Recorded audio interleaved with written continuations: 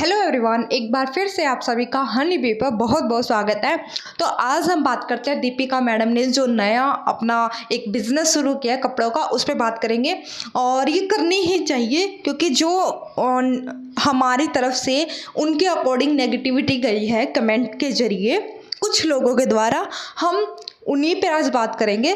तो सबसे पहले जैसे कि मैं कमेंट लेती हूँ और कमेंट मेरे कोई ऐसा नहीं है, मैं जनरल जो होते हैं इनके उसी व्लॉग के उस कमेंट को लेती हूँ। ऐसा नहीं भी ढूंढ ढूंढ के किसी किसी व्लॉग को लेती हूँ, जो व्लॉग का रिव्यू करती हूँ उसी के नीचे कमेंट होते हैं। तो चलिए पढ़ते हैं।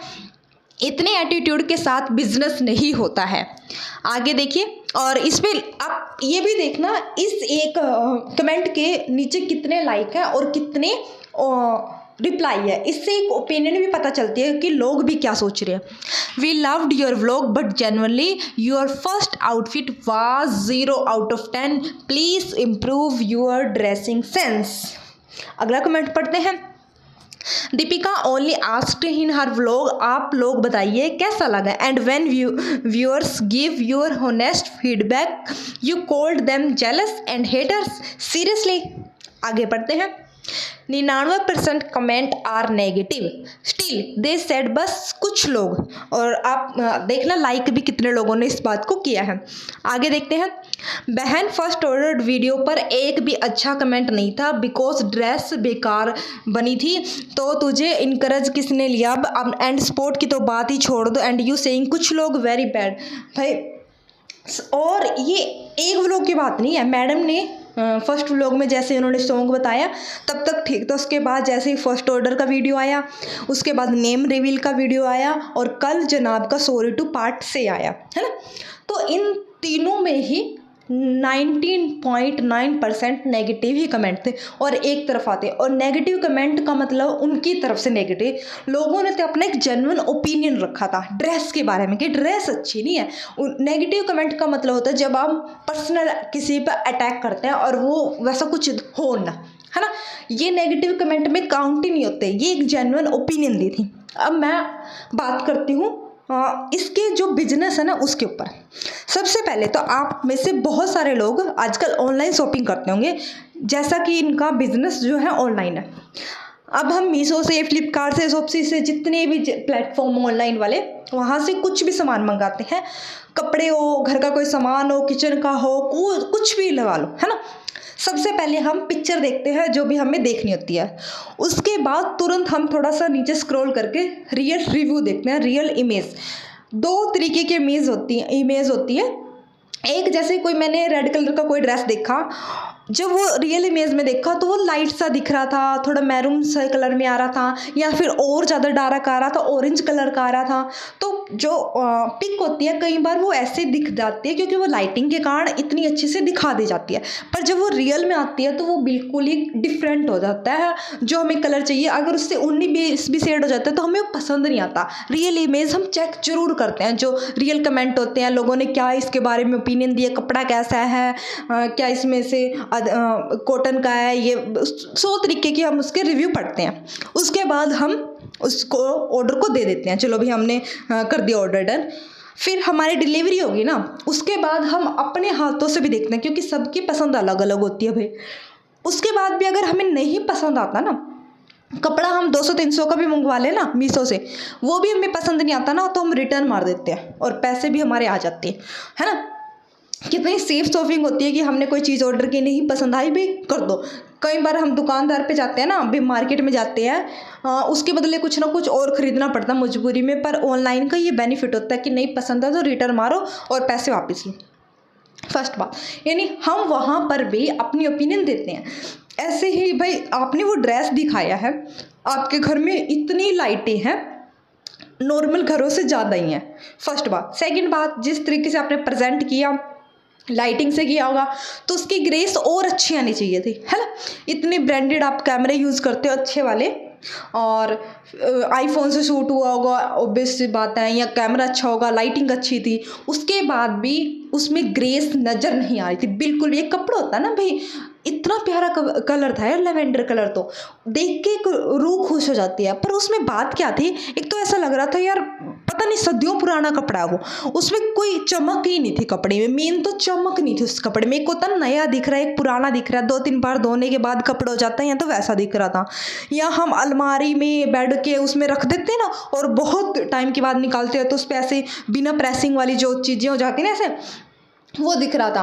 तो उसमें एक साइन नहीं था, और आप कह रहे हो कि ये ब्राइडल के लिए था। भाई हम ये नहीं कह रहे कि चलो शादी वाले दिन पहनेंगे, पर पहनेगी तो किसी न किसी फंक्शन पर, हल्दी मेहंदी या आफ्टर मैरिज के बाद कुछ भी, यानी उसका मेन फंक्शन है भाई, मेन ही फंक्शन होगा किसी ब्राइडल का, उसमें वो ग्रेस नहीं दिख रही। भाई आपने कहा कि मैंने उसको दिखाया और उसको पसंद आ गया, ठीक है आ गया होगा भी, पर आपने लोगों से पूछा ना कि आपको कैसा लगा फर्स्ट ऑर्डर, उनको पसंद नहीं आया। दूसरी बात यहाँ पर एक और कि भाई ऑडियंस का टेस्ट अलग अलग हो सकता है ना, लेकिन 90% एक तरफा लोगों ने कहा कि नहीं पसंद आया। और फर्स्ट ऑर्डर तो हम इतना अच्छा से दिखाते हैं ना, इतने मतलब जो हमारा बेस्ट से बेस्ट होता है ना, सबसे ज़्यादा माइंड का होता है, वही हम प्रेजेंट करते हैं कि ये मेरा बेस्ट था फर्स्ट वाला, क्योंकि first impression is last impression, है ना। तो पहला इंप्रेशन तो और भी आपका अच्छा होना चाहिए था। जब आपका पहला ही ऐसा हुआ तो आगे वाले क्या होंगे, कुछ नहीं आएंगे ना। मतलब हम एक तरीके से कह सकते हैं कि इससे भी बेकार ही होनी। फिर आपने अब कल के व्लॉग में बैठ के कहा है, जो सोहेब का व्लॉग आया है, ये मैं तीनों का मिक्स मैच, 3 व्लॉग आ चुके हैं कि इनका कर रही हूँ। तो इन्होंने कल कहा है भाई लोगों को 5% लोगों को पसंद नहीं आया, बाकियों को पसंद आया। कौन से हैं वो बाकी वाले जिनको, क्योंकि जहाँ से हम देख रहे हैं वहाँ से तो ऑडियंस एक तरफा कह रही है कि भाई वो ड्रेस तो अच्छा नहीं था, बाकी का पता नहीं, वो उस पे तो आपको काम करना ही चाहिए।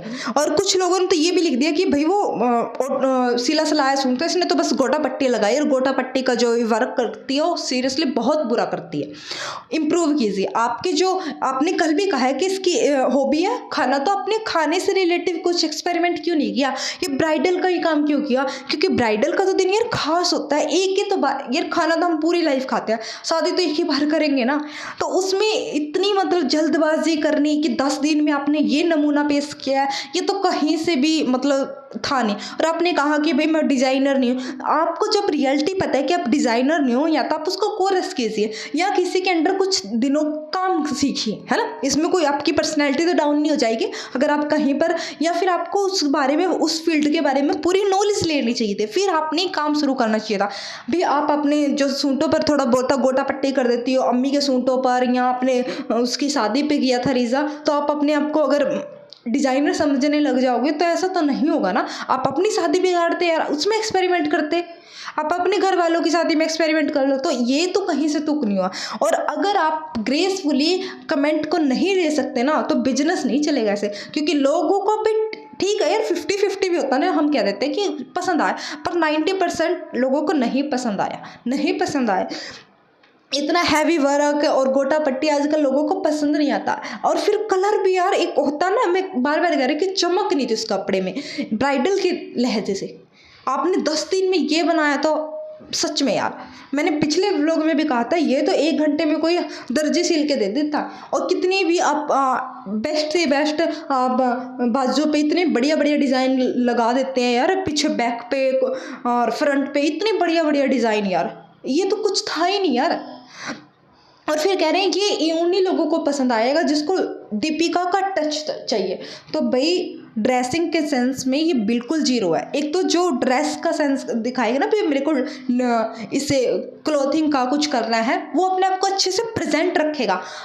हमने पिछले 4 साल से एक तो ना हम इतना बोलते थे कंघी कर लो मैडम, कंघी कर लो मैडम, कंघी कर लो, बीच में जब भी करती तो गिनवा देते, आज तो मैंने कंघी की है, आज तो मैंने कंघी किया आज तो मैंने कंघी की है, लोग बोलते थे ना कमेंट में आज मैंने इस इधर से कंघी कर लिया। और फिर से आप अभी उसी लाइन पे आ गए। सिर्फ जब आपका नेम रिवील हुआ तो उस दिन आप अच्छे से ड्रेसअप हो रहे थे, अच्छे से बाल बनाए हुए थे, आपने अच्छा सा अपने एक आउटफिट भी कैरी किया हुआ था, कितना प्यारा लग रहा था यार वो।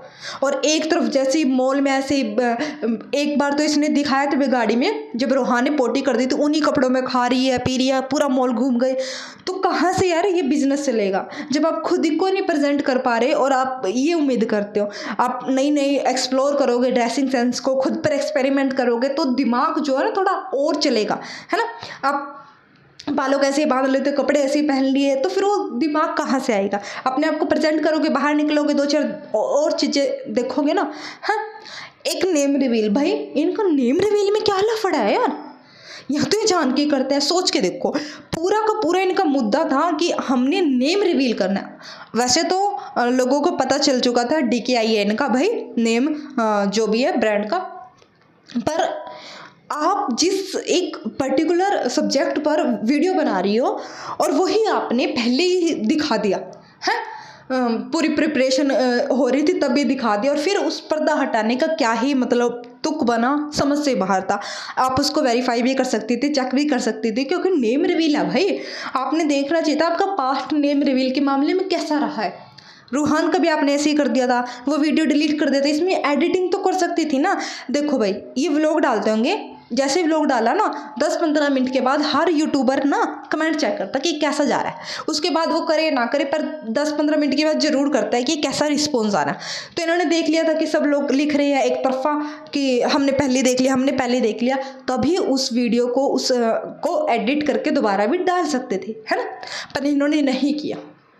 भाई आप किसी काम को अच्छे से पूरा एक प्रेजेंटेबल लुक में क्यों नहीं कर सकते कंप्लीटली, कुछ ना कुछ छोड़ना जरूरी है। या तो आप नेगेटिव ये कर रहे हो खुद ही का कि भले ही इस बहाने से पब्लिसिटी मिल जाएगी, तो लोगों ने ना अब दोबारा ऐसे करोगे तो ख़त्म हो जाता है। और अब आपका जो सबसे पहला कमेंट होता है ना वीडियो पे, यही होता है कि किस किस ने स्किप करके देखा, और जब ये वाला कमेंट लगातार 15-20 व्लॉग पे आ जाए ना, तो ये समझ लेना चाहिए कि आपका डाउनफॉल शुरू हो चुका व्लॉगिंग में भी। अब लोग वो पसंद नहीं कर रहे हैं। अगर स्किप कर करके कोई देख रहा है ना व्लॉग, अब हमारा है भाई, रिव्यू है, स्किप कर करके देख ले चलेगा, 2x की स्पीड में भी देख ले चलेगा, पर आपका देख रहा है ना वो नहीं चलेगा।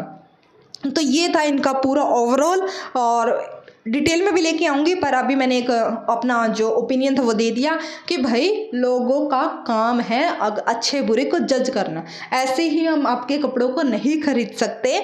आपके एक आपने ब्रांड रखा है, खुद का एक नाम भी आपने रखा है, तो वो हाई फाई आप प्राइस भी उस पर रखोगे तो हमारी भाई, फिर हम ये सोच के देखो, मीशो से 200 रुपये का सूट मंगवाने में भी इतनी आनाकानी कर लेते हैं, इतना वो कर लेते हैं, तो आप इतने हाई प्राइजेस में, तो हमारी ओपिनियन आएगी। आप इसको एक पॉजिटिवली तरीके से लीजिए और अपने आने वाली जितनी भी ड्रेसेस है उन पर काम कीजिए।